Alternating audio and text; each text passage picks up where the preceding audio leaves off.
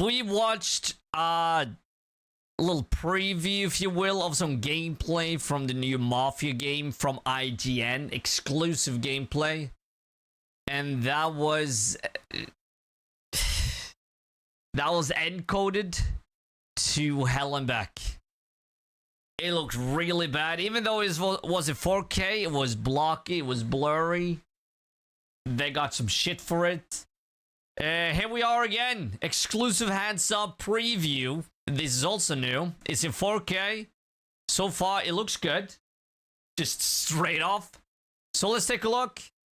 This is one game I'm gonna play, and I'm looking forward to. Before I sat down to play about 3 hours of Mafia: The Old Country, Hangar 13 president Nick Baines repeatedly mentioned his team's desire for players to finish this prequel story. And so with that goal in mind, the latest Mafia game turns back the clock both chronologically, it's set in the early 1900s in Sicily, and in game design as well. Mafia 3, though very good, went full open world, and the developers... Very good. Vikings. Very good. Nah, it was good. But it was so repetitive. Seemed to feel similarly about it in hindsight as players did. It just didn't fit Mafia well. The first two Mafias were gorgeous, narrative-driven, linear games set against the backdrop of a stunning and highly detailed world that, while explorable, really only existed as a beautiful backdrop for your main mission, rather than trying to keep you busy with menial tasks and side quests. In fact, Baines seemed to suggest that the positive reception to 2020's remake of the first game, Mafia Definitive Edition, served as something of an inspiration to and North Star 4, this fourth entry in the mainline series. Okay. I'm pleased to report that after playing through chapters 3, 4, and 5 of The Old Country, the development team has seemingly succeeded. 3, 4, and 5. And that's 3 hours, so each chapter is 1 hour. This could be a very short game. In returning Mafia to its gameplay roots. This is, like Mafia 1 and 2, a story-first, not open-world action-adventure. And interestingly, your primary upgradable weapon isn't a gun, though they are certainly here, but rather your knife.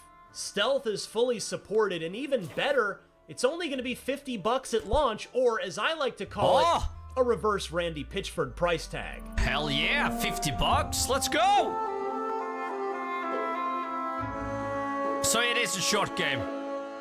When I first picked up the controller, playing on a high-end PC, which is where the footage you're seeing here came from, it's the early... And it's encoded like it should be. 1900s, and late teenager Enzo Favara has recently escaped the sulfur mines he spent his childhood laboring in and started to become his own free man while working in the vineyard of Don Teresi, a Sicilian mafioso who protects the people and property of the region from the thieving bandits that lurk in the hills in exchange for monthly protection payments, of course. Let's go. As always. I really like how The Old Country tries to depict Enzo's progression from a very innocent kid into a bound-by-blood, fully vetted member of the Teresi outfit who's got the green light to do anything he thinks needs to be done for the good of the family. We see this play out in Chapter 3, where Enzo's first taste of life outside the vineyard with the Teresis comes when he's brought along on a series of collections by Luca, the Don's right-hand man, and Cesare. This right here? Oh, sort of wish it was a little open world so we could just explore this out of missions. I don't know, but this gives me heavy Red Dead vibes. Oh, good. Another made member of the family. Luca and Cesare are... Do we have, like, our own horse, or are they just randomly given to you permission? I mean, it would be kind of a... No. I don't think you'll get a relationship with your horse. But I mean, hey, those games are kind of awesome. Like with Red Dead, then you have Witcher 3 and Ghost of Tsushima. Essentially the mafioso version of an angel and devil on your shoulders, where Luca preaches patience and using violence only as a last resort, while Cesare is more of a shoot first and ask questions later kind of guy. We let him act tough in front of the boy. And then we remind him of his obligations. For example, on our first collection stop, we visited Marco, an olive farmer. Marco always pays on time, but on this occasion, he's late. Luca gives me an unloaded gun to be used only as an intimidation tactic to get Marco to pay up. Yours is unloaded. You give him a chance to be brave. But Cesare told me, quote, an extra pair of hands helps jog their memory about the late payment. Side note, I think I saw more fruit in the 3 hours of playing Mafia the Old Country than I've seen in any game ever. We might need a new Game Awards category for this. Ultimately, no bullets were fired nor punches thrown, and I got the Don's money from Marco's safe after finding the combination nearby. I appreciate that Hangar 13 put thought into Enzo's journey into the Teresi crime family here and didn't just instantly let you become a murdering psychopath. Yeah. Progression, story progression, and just start from the bottom and build yourself up. I like that. As long as it makes sense. Intrigued. Things escalated slightly on our second stop, though, after we rode our horses across the Sicilian countryside to the farm of Mr. Bangalino, whose workers, led by a man named Manuela, are on strike. We can't have strikes around here, Manuele. You and your friends need to get back to work. By the way, I can't emphasize how much I enjoyed staring at the countryside while riding to each destination on this mission. Oh, that's good. Mafia the Old Country ditches the proprietary engine it's used in all 3 previous Mafia games and moves to Unreal Engine 5 for this installment. To be fair, the previous engine was no slouch. Mafia 2 in particular was a strikingly good-looking game at the time. Oh, it was beautiful. I remember that game was beautiful. I liked it. I even bought some pods to get it to play in highest graphics. But with ray tracing, fuck no, there was no chance. It came out, and Unreal maintains the series' reputation for delivering lovely locations. It doesn't look like perfect blue skybox. And this doesn't look like Unreal Engine. At the same time, it's 4K and it's blocky. Could be all these details, but I mean, is the bitrate like it should be? Pillowy clouds that sit atop the rolling green hills and farmlands did a great job of establishing the Old Country's Sicilian setting. I can't wait to see more of this world in the rest of the maybe it's just me. Anyway, Manuela pulled a knife, introducing me to what is, as I mentioned earlier, perhaps the weapon that Mafia the Old Country puts the most importance on. You can unlock and earn new knives, and each has unique modifying properties, giving you a reason beyond the cosmetic appearance of each blade to choose a specific one that suits your combat preferences. You've got a lot of moves in a knife fight: thrusts, slashes, parries, and dodges. Like in the Batman Arkham games, heavy attacks can't be parried and must instead be dodged. And there was still one final collection errand to run in Chapter 3, and as you may have guessed by now, the cannoli hit the fan on this one. A visit to a farmer named Fichera sees him yell at us in a reversal because his new water... I mean, so far, what it talks about, it seems like the story is deep and that the gameplay and story is connected, like in a good way. Very smooth and good experience. Water pump was stolen by bandits, and the protection he pays Don Teresi handsomely for didn't protect his valuable property. It's finally here that the patient Luca tells Enzo that he's got free reign to put live ammo in his gun and not be afraid to pull the trigger, as these lawless bandits were effectively putting their hands in the Don's pocket by stealing from Fichera. We can't have that. This leads to a hunt up the hillside through 2 separate bandit camps before we finally squared off with, and shot many bullets into, the dozen or so wayward thieves that stood between us and the water pump they stole. The familiar third-person cover-based shooting gameplay will be instantly recognizable not just to Mafia series regulars, but also anyone who's played a good third-person action game in the past decade. The Old Country isn't breaking the mold here, but the gameplay systems are comfortable, effective, and fun. Again, I gotta say, for this to be Unreal Engine 5, I feel like maybe it has a little different style to it. Maybe it's the color palette, I don't know, but it doesn't seem like an Unreal Engine 5. And this right here, like the movements seemed a little stiff. Didn't it? Like when he switches weapons? Oh, maybe not. Whatever. Okay. Less comfortable, at least for me, was the cutscene that followed the death of the last of the bandits when Cesare cuts off the finger of one of the bandits, takes his gold ring as a bonus payment for his troubles, and tosses the detached digit into the well.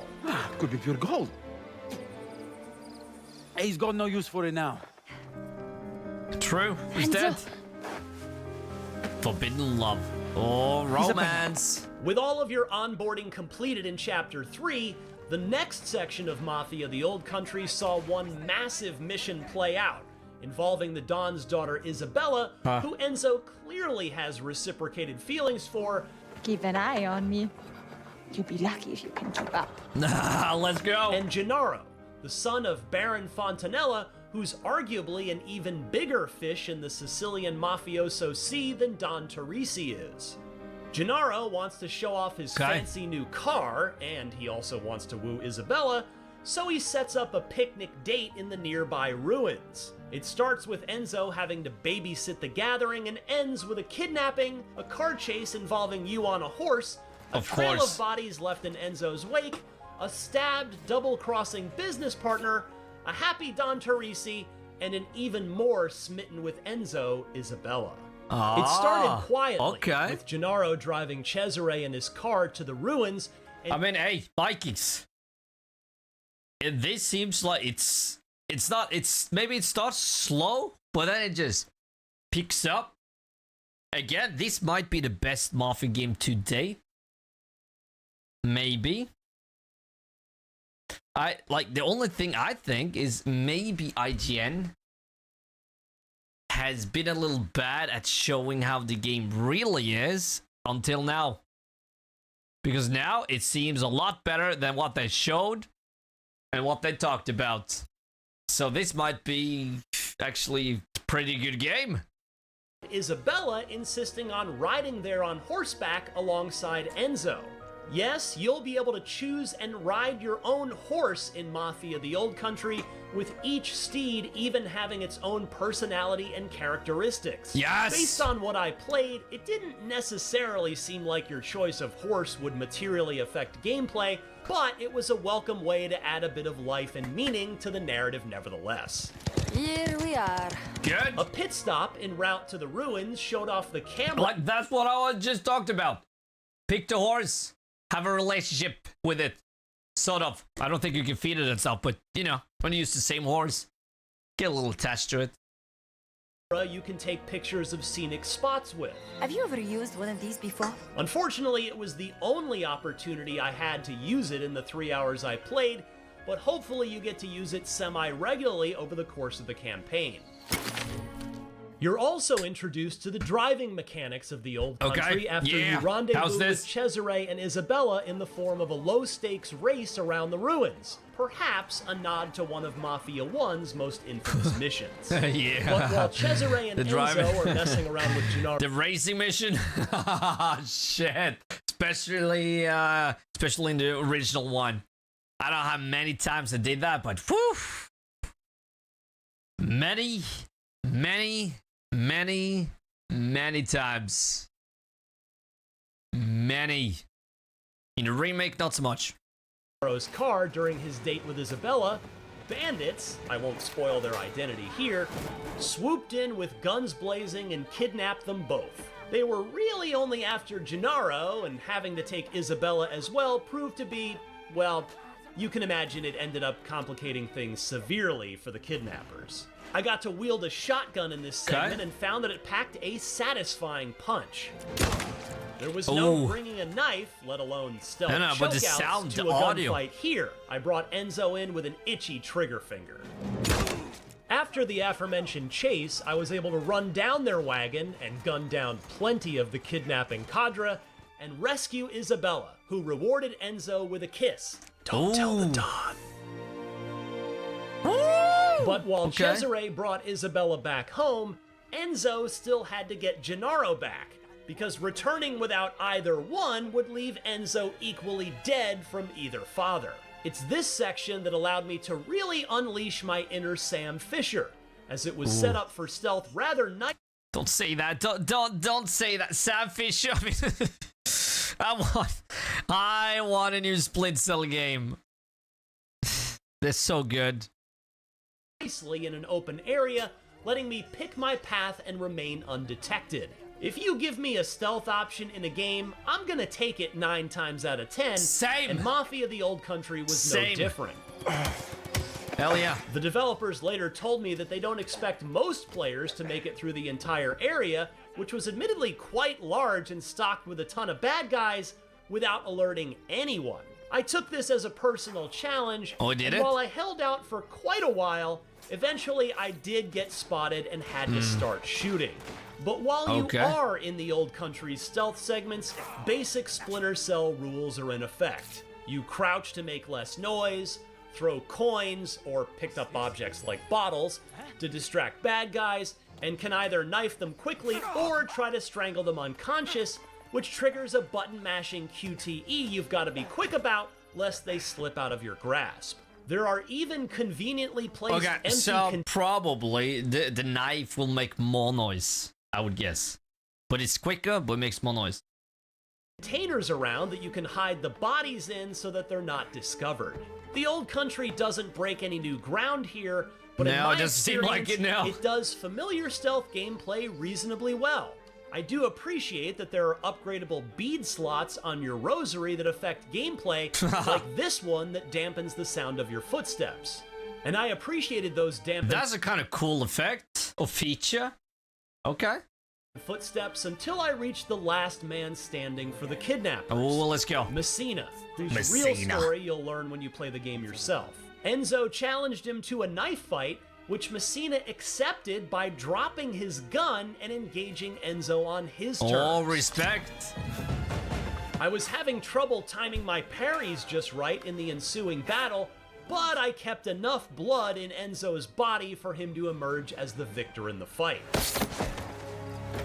Side note, I died a couple times during my 3 hours while playing on normal, but there are multiple difficulty levels to choose from if you want to ratchet things up or down. Oh, and nice. After returning to the vineyard, Don Teresi, after hearing of Isabella's kidnapping, tells Enzo he wants Messina alive. You put the rest of those bastards in the ground. Messina, you bring back to me alive.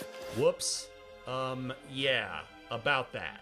But ultimately, I did good, the boss said, and Isabella made her feelings quite clear with the smile on her face directed at Enzo. Okay. Chapter 5, the final one I got to play, let me again flex my stealth muscles by... That's the one we saw earlier. The other day. Tasking me with infiltrating the home of the man ultimately responsible Looks for way calling better. for the Gennaro, and by collateral damage extension, Isabella kidnapping, and dragging him out of his house and back to my boss. Or, put another way, to kidnap the kidnapper. This mission could truly have been pulled straight from a Splinter Cell game, as I had my choice of ways up the hillside to the large villa at the top. I kept it quiet, stabbing my way through the human obstacles in front of me before eventually getting into the house and to my target. I wouldn't be so lucky on the way out, though, as by the time I walked out with my target in tow, everyone still left standing knew what was going on, and I had to shoot my way out. As to what happened to that man I brought to the Don, well, you'll find out. I left my extended hands-on session with Mafia the Old Country with very few concerns. In roughly 3 hours, I played 3 chapters, but how many chapters are there? Whatever the number is, it didn't feel like a story that was going to be wrapped up in a tidy 6 hours. I don't know how long the Old Country ultimately is, But when factoring in the studio president's comment about wanting everyone to see the end credits roll, as well as the $50 price tag, it's safe to presume that this won't be a 40 or even 30-hour game. But for my money, that's fine. I'm a dad with a job. I'm good with Mafia the Old Country being a game I can get through in a weekend or two. 20 hours, maybe? I'm now quite confident I'm going to have a lot of fun playing through this one, however long it lasts. Hey! The gameplay mechanics are all solid if familiar. Yeah, I like it way more than I did. This is good. This was a good preview. Okay. With enjoyable stealth, shooting, knife combat, and driving. And perhaps the most important ingredient in a Mafia game, the story, had me engaged and eager to see where it was gonna go. It'll be good to get back to a Mafia 1 and 2 vibe again. It's been a long time. For more on Mafia the Old Country, don't miss our exclusive gameplay from last week, as well as the official to choose a... I mean, Viking, it looks good. Yeah, I'm more hyped now and way more interested in the game now than I was. Definitely. And also, this preview is way better than the old one. Like, the exclusive gameplay wasn't that good, but this... Okay, I was always gonna play it, but now I'm gonna play it.